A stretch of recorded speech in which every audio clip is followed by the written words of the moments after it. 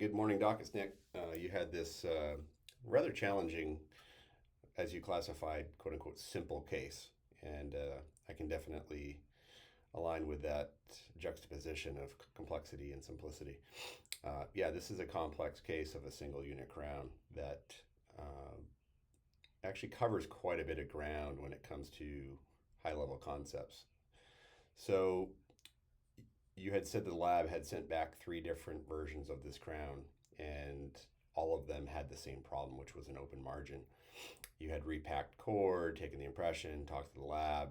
Lab had affirmed that they're doing their best to mark the margin, and they had implied that you weren't packing cord deep enough.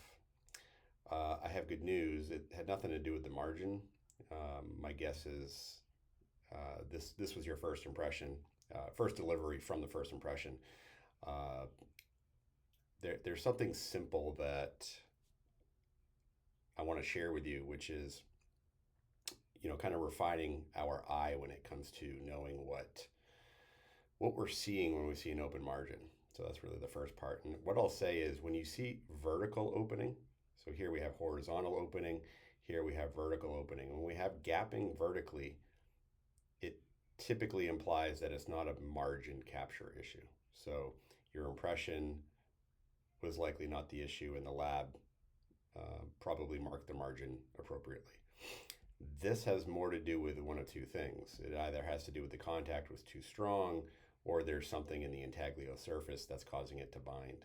And um, I think I've shared this with you in the past with some of our other trainings, but this is the crown delivery algorithm.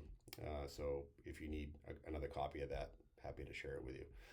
What that algorithm does, it helps us to understand what's going on when we're doing a simple crown delivery and things aren't fitting well. The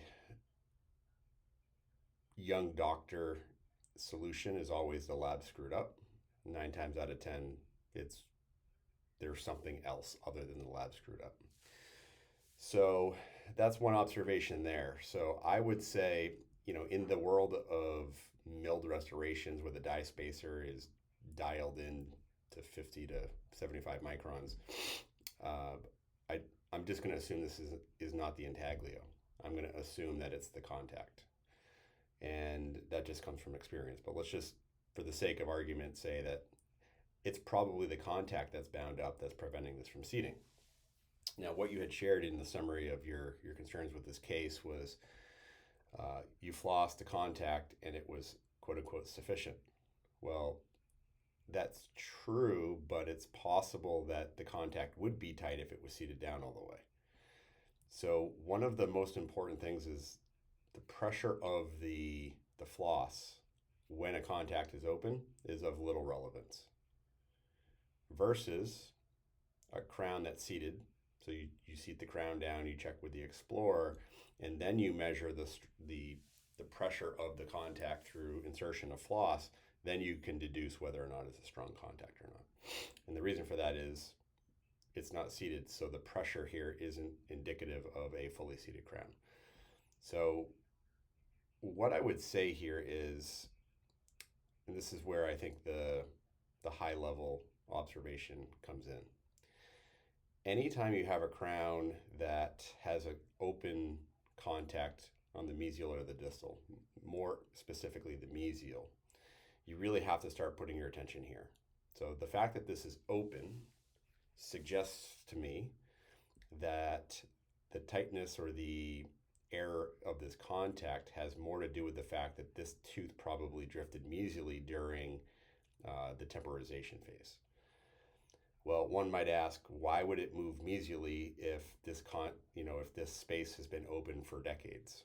Well, it has to do with why teeth are in certain positions to begin with. So let's just take the tooth prior to prepping. That tooth was in its position based upon a collection of equilibrium forces. So tooth position being held in check by opposing occlusion, contact stresses of the mesial and distal, tongue position, and cheek position. Well, when we prep the tooth, we alter one of those equilibrium forces, which is um, the occlusion. So we remove what might have held this tooth in check, which was an occlusal contact potentially. And because there's no mesial force to support the tooth in its mesial distal position, the tooth then drifts forward. That's super common, happens way more than most clinicians appreciate. And if you don't understand that, please let me know and we'll unpack that in greater detail. Likewise, a temporary is made and we create a mesialization force that wasn't there. And all of a sudden we start kicking the tooth forward, again, because there's no support from this contact. What happens is the lab makes a crown based upon a snapshot in time, and then you have the subsequent movement of the tooth. You go to deliver the crown, you have an open margin, and we immediately think that this is an impression issue, when in reality it's a tooth movement issue based upon the previous thought. That's probably what happened, but I think it's worth talking about another theory, which is occlusally related. Let's just say that the previous crown, so the pre-prepared crown, had an occlusal contact that was considered what we call the point of first contact or the centric holding cusp, or a whole bunch of different ways of saying this tooth was receiving a very important contact that you removed when you prepared the tooth. So what can happen is, and we see this very often, the contact point has to go somewhere else. And I think I had an image you had shared. Yeah, right here. All right, so this was the heat map or the occlusal map of the design of the crown. This area right here very well could have been the new first point of contact, which caused mesialization of this tooth. Not this one, but this one. In reality, it could be all of the above, but let's just say for the sake of argument that here was the first point of contact, it got transferred over here, all of a sudden this tooth tilted forward a little bit. Well, what would happen? You'd have an open contact, in great part because this tooth tilted forward a little bit based on a interior vector of occlusal force, thereby binding up this contact and you couldn't get it seated. So occlusal understanding when it comes to single tooth dentistry is super important, and it's the biggest chasm in the understanding of dentistry. You go out to Spirit Coist and you learn these concepts in the context of full mouth rehabs, but really what the secret sauce is these concepts and how they apply to single tooth dentistry. And this is a great example of that. So thank you for sharing this case, because I think a lot of people will benefit from it. So what do we do? You've already retaken impressions, so obviously that approach was of little value. What I would say is the following. You need to strengthen this contact by giving the temporary contact in the mesial dimension to help support this tooth. So that would be the easiest thing to do, and I bet that will get you to the finish line. Whether or not you close this space is maybe a topic for another day. If we think of the answer to that question based upon a hygienic question, I would like to see this a lot more open, easier to clean. But I can tell you that if you don't have a contact here, controlling the occlusion so that you don't get an open contact after delivery of the crown is going to be very challenging. So the problem that's created, that's preventing this crown from seating, will also be present after you deliver, and you're likely to have an open contact as a result. So this is the true answer here is you need to really kind of dial in the occlusion so that you have stability of the equilibrium forces when the patient bites down after you deliver the crown, so that everything is balanced. That's really hard to do. And it's probably above and beyond the topic of conversation here. So what I'm going to propose to you is the following. Create a temporary that binds the mesial contact here. Have the lab make the crown, deliver it, and then let me take a step back. Boy, this is a good one.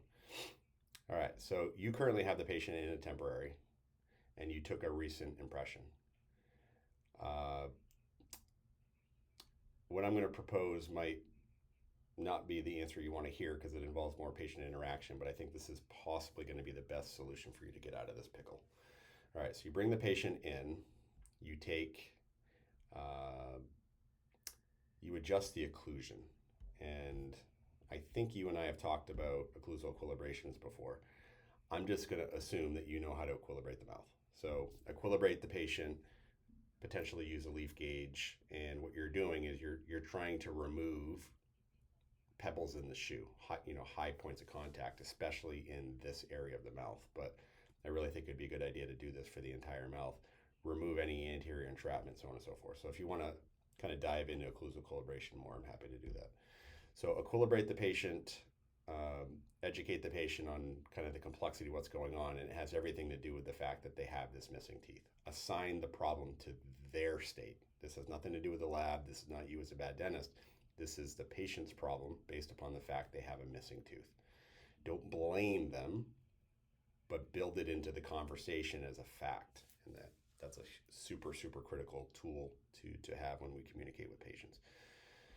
So assign the problem to the patient and then let them know that you're going to equilibrate them. Make sure to educate the patient on the downsides and the risks associated with equilibrating. Again, where I think we've talked about that in the past. So what I would say is equilibrate the patient, take a new impression, because at that point, that's a three-dimensional snapshot in time. Make a new temporary that has a pretty strong contact with this tooth here. Have the lab hopefully make this as fast as possible to minimize the amount of time that's involved. As far as occlusal contact, I would make sure that you have single point contacts in MIP with this. And I say MIP or CO or CO, because if you equilibrate them, that's probably where you're going to end up. But let's just call it MIP.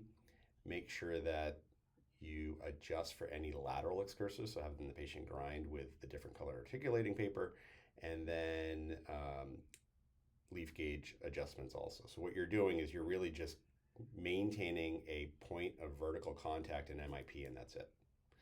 And then deliver the crown as fast as possible. When you deliver the crown, have the patient chew on a cotton roll really for 5-10 minutes. And what that's going to do, if there was any mesial drift of this tooth, it's going to help knock that up.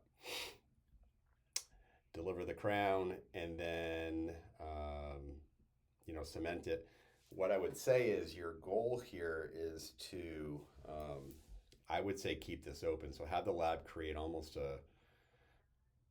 I would tell them specifically how much to open that space.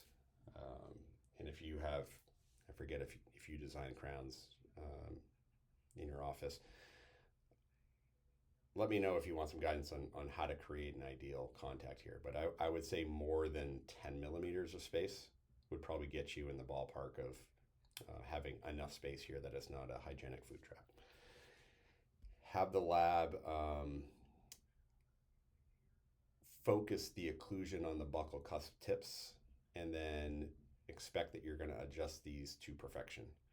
So you almost want to kind of build in a little bit of extra contact. So the way I would do this, well, I design my own crowns, but I would tell the lab to create 10% of extra occlusal contact, something to that effect, which means I know I'm going to have contact that I adjust versus having a gap. If you have a gap, and many labs design crowns with 50 to 100 microns of occlusal gapping because it's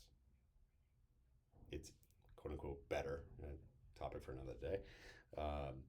When it comes to delivery of crowns, yeah, it's easier if there's a space there, but it doesn't mean it's better. In this case, you need context. You want to make sure you tell the lab to overshoot it rather than undershoot it. And then you dial it in with the basic occlusal concepts after delivery. And then monitor the contact. Educate the patient that this opening is at risk because of this here. And I love the analogy of, an old pair of shoes versus a new pair of shoes. So this is a new pair of shoes. They never fit as well as the old ones because the tooth had erupted into a very specific position over time. Opening of this contact with the new, quote unquote, new pair of shoes is very likely. goes well. My son wants to come in. All right, we've covered all the bases, and let me know how this goes, but I think we've unpacked a pretty good understanding here. Lastly, this was a picture of the margin. Everything looked pretty dialed in. All right, Doc, keep me posted.